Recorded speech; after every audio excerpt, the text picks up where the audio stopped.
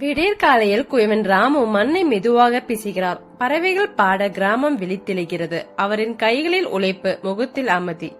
சக்கரம் சுழல்கிறது. மண்ணுக்குள் ராமுவின் கனவுகள் இருக்கின்றன. மண்ணின் நடுவில் இருந்து ஒரு மண்குடம் மெதுவாக உருவாகிறது. அதை ராமு கவனமாக வடிவமைக்கிறார்.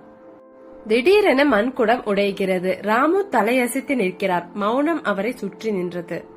சூரியன் மறைகிறது. உடைந்த மண்குடம் நடுவே ராமு தனியாக அமர்கிறார். வாழ்க்கை போல் மண்ணும் அமைதியாகிறது. உடைந்த மண்ணை பார்த்தவுடன் ஒரு எண்ணம் ராமுவின் மனதில் மின்னுகிறது. அதே மண்ணில் இருந்து சிறிய விளக்குகளை உருவாக்கிறார்.